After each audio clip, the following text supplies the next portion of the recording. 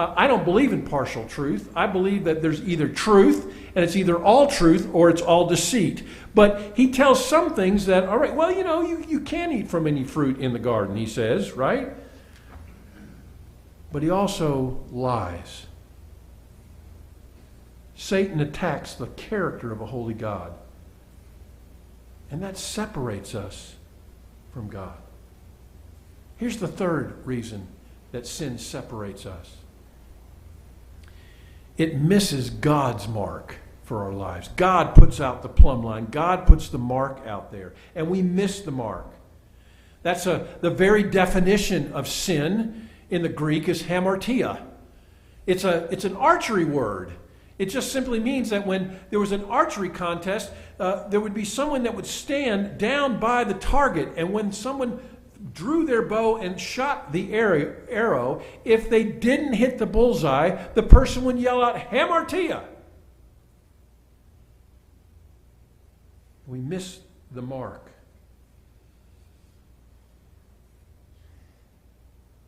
Here's how Adam and Eve broke God's command as they attacked God's character and they missed God's mark. It says in Genesis 3:6, when the woman saw that the fruit of the tree was good for food, pleasing to the eye, and was also desirable for gaining wisdom, she took some and ate it.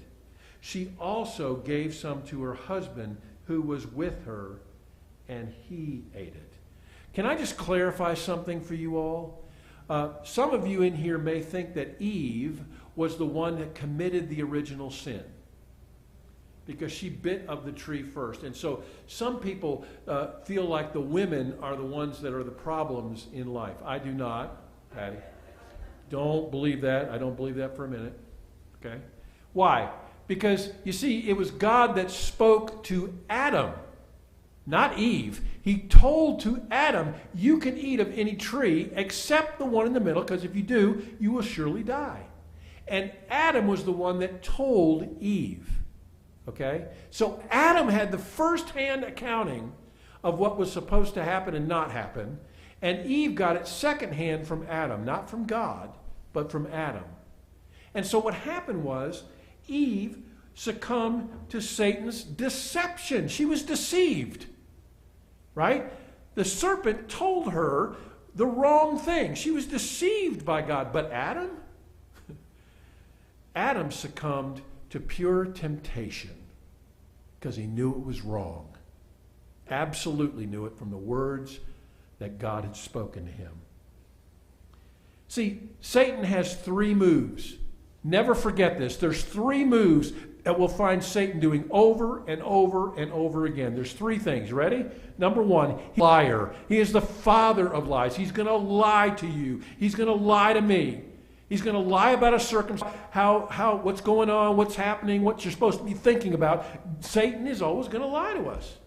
The second is he's deceptive. He's going to be a deceiver, and he is very crafty, if you don't know. Very crafty. And the third thing he does is he offers us temptation.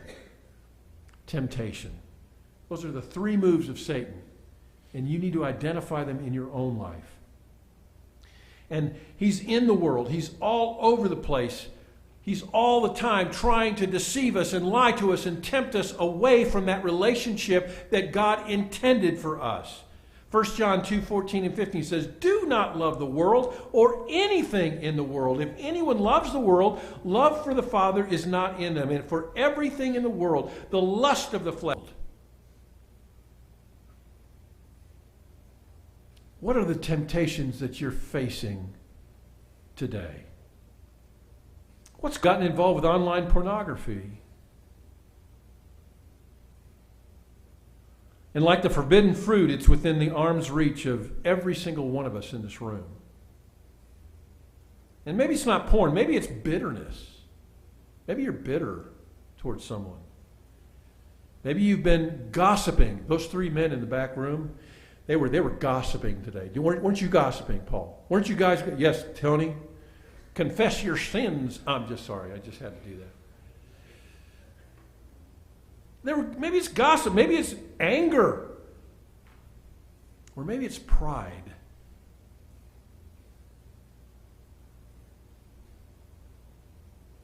Whatever it is, it's a direct assault on God's character and on God, and it violates his character, and it misses the mark.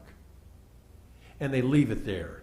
The wolf smells the blood and comes running. His tongue goes numb so he can't feel it anymore, but he keeps on licking because he can't help himself. And he keeps on licking until he gets down to the bare blade, and he keeps on licking until he bleeds to death.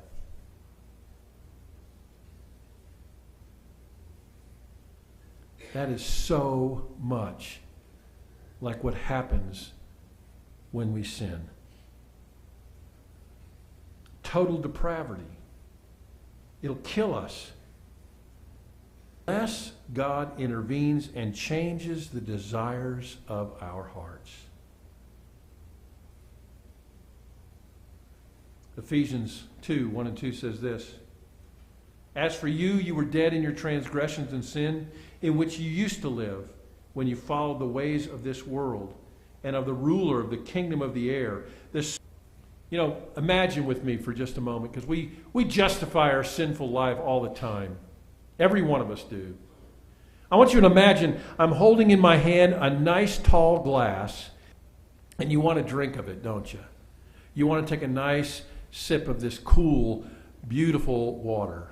But now I have a dropper in this hand, and in it is just a little bit of poison. And I'm going to drop it in there. Okay? Who's going to take a drink? Anybody? See, that one has contaminated the whole of that glass of water.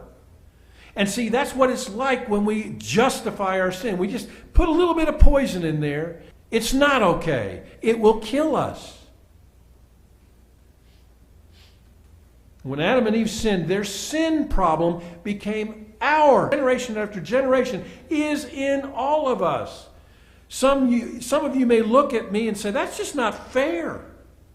Well, Adam and Eve were this concept is at work all the time when leaders, politicians,